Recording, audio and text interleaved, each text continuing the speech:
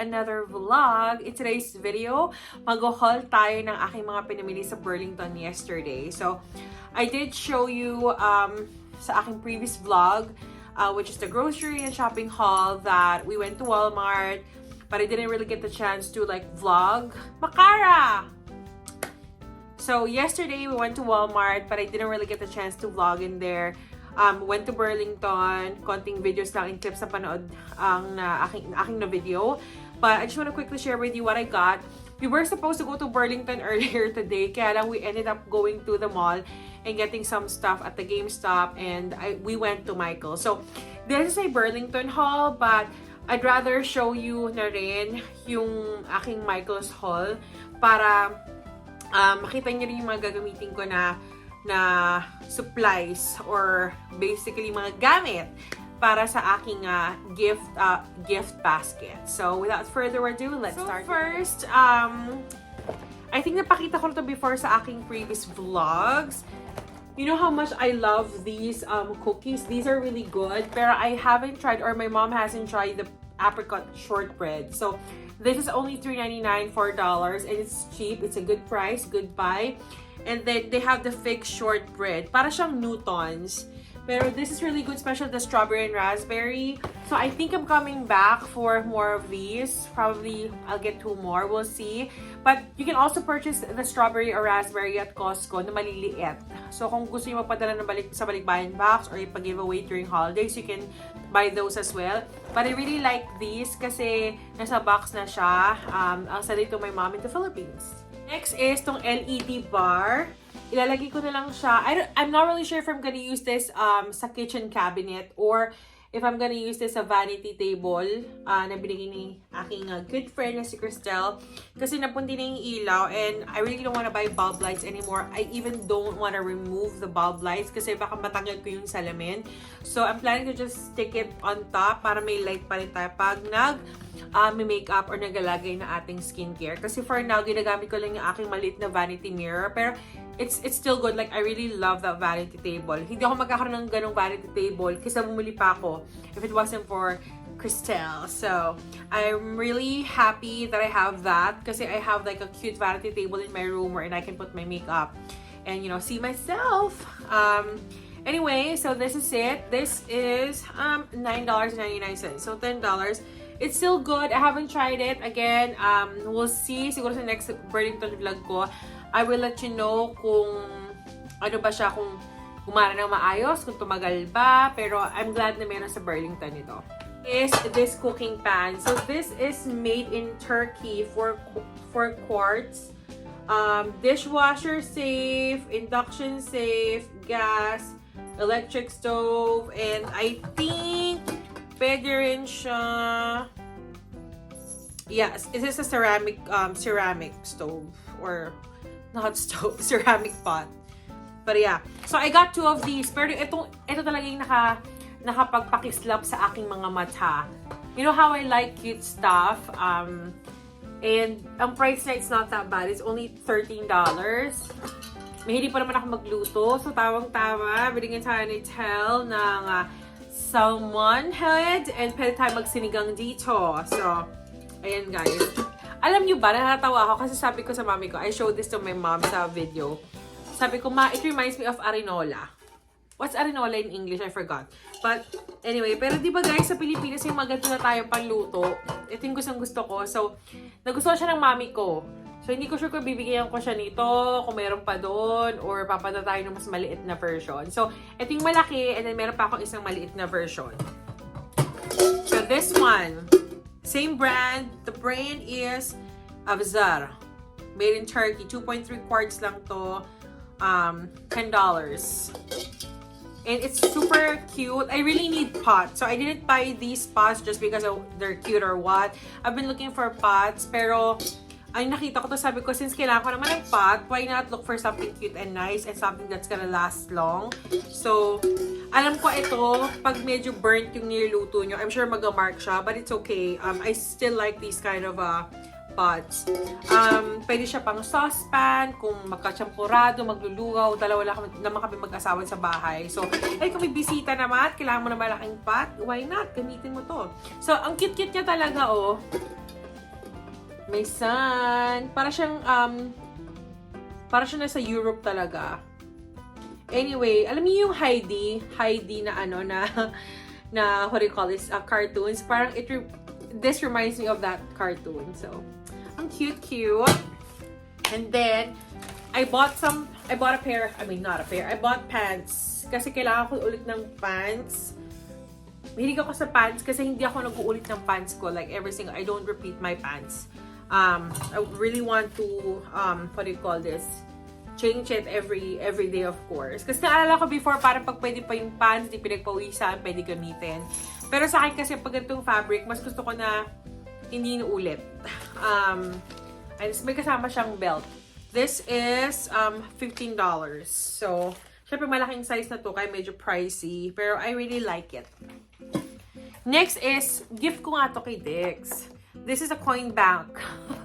Super Mario. He saw it already, but I'm still gonna put it in the what do you call it? In one of the Christmas bags para meron tayong mag-gift sa Christmas tree. So, ayan. This Christmas talaga, hindi kami magbubongga exchange gift na aking asawa kasi when we go to the stores like GameStop, Hallmark, nagkakasundo na kami sa, let's say, ooh, I'm gonna buy this, I'm gonna buy that. Okay, sige, bilhin mo na. Parang, we buy stuff for that, for him and for myself as well. So, kaya parang hindi na ako masyado nag-gifts, like surprise gifts, kasi gusto niya rin naman mga gusto ko rin naman mga gusto niya. So, sabay na lang kami nag-shopping. But yesterday I saw this, di ko siya kasama sa Burlington. But yeah, he saw this yesterday sa bag. Unfortunately, I was gonna gift wrap it. But you know what? It's mura sa Burlington, ha. This is $13 at Burlington. I saw this at GameStop. It's like $17-18. So, yeah. And then last but not the least, pumili tayo ng mug. So this mug is $3.99. Winter Woodland Reindeer Collection. Pang Christmas. Di ba ang cute? Ano ba to? Reindeer ba to? Moose or reindeer? Reindeer nga ata. Ayan o. Ano siya? Microwave and dishwasher safe. Made in China, of course. So, I think that's it. Ayan. Dalawang ganito. Binili ko. Unfortunately, dalawa na lang yung nakita ko doon. Maybe next week kung may nakita pa tayong iba. Kasi, bibigyan namin yung isang friend ni Dex na pinaka-best friend niya. Ibigyan niya nito. Talaga naman parang hot coke lalagay sa plastic. Di ba cute lang? O, di ba? Pwede naman tayo maging, magbigay ng gift na affordable but cute at the same time. So, I'm excited. Gusto ko talaga gumawa ng basket, ng DIY gift basket.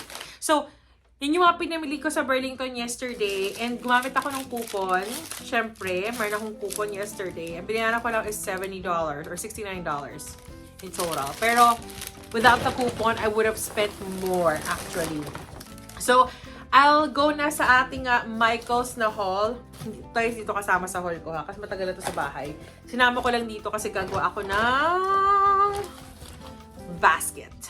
So, bumili tayo ng cellophane wrapper. Sana po ay maging maayos ang ating pag-wrap. And then, I got these candles. Very affordable lang to, like $3 for $9. So, if you're trying to gift someone a nice Christmas gift and you're on a budget, just get these candles. You know, kahit pare-pareho pa yung bigay nyo sa kanilang set, okay lang yan. So, I got the winterberry. And then I got the peppermint bark. I really like this. I don't know if I want to keep this. And then we had the sugar cookie. I like this set so much. So, para ka nag-Bath and Body Works, guys. So, this is really nice.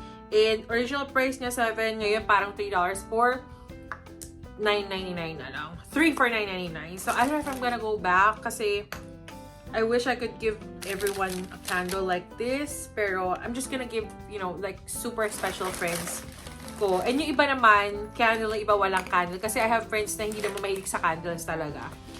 And, of course, I got more of these cellophane wrappers just in case. Kung di magamit this year, we can always use it for next year. And then I got these cute Christmas stuff. Naka 40% off lahat or 50% off lahat ng Christmas decorations nila. I got this for $1. I got 2 muna kasi I wanna see how it's gonna look like in the basket. I got these jars for 70% off. So, it's supposed to be $9.99, but I don't know how much ko siya nabili. Ang receipt is somewhere here. Hindi ko na siguro ipapakita yung receipt. We'll see. I don't see the receipts. Probably in my bag. But yeah, I got these kasi gusto ko siyang gawan. Lagyan ng container. Pwedeng coffee, pwedeng snack. So, hugasan ko muna ito mga sis. And this is not used for microwave oven. Hand wash only lang siya, guys. So, hugasan na natin to para maggamit na natin. You can also use this for for like, what do you call this? If you wanna give someone like a hot cocoa, DIY hot cocoa, you can use this and put a ribbon on top. We'll see, malay mo, gamitin ko na rin siya pang gift, diba? And then, I got the small baskets here. So, before that, I wanna let you know that this is, I don't know if you remember my previous vlogs sa Michael's, mga previous vlogs ko. Nakita ko na to, guys. Nakita ko na siya. I don't know if I showed these, pero it used to be $14.99 and ito yung inaabangan ko mag-clearance. 70% off na lang siya, guys. 75 or 70% off. Super like this. Pwede siyang pang soup, pwede rin panglagyan siya ng cheese, diba? Kung meron kang mga snacks or chips.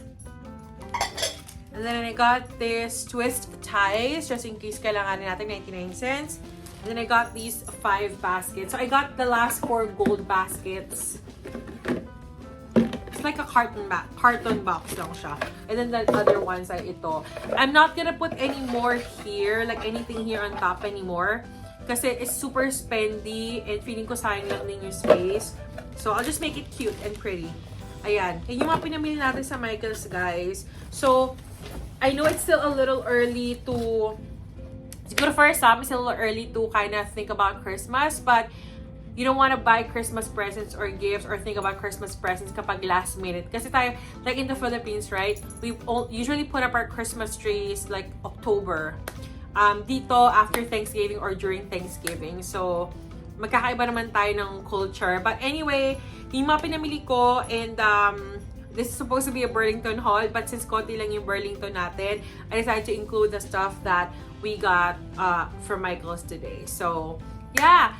Let me know if you have any gift suggestions, gift ideas, and maybe on my next vlog, I'll show you some DIY stuff or DIY affordable Christmas stuff. So, yeah.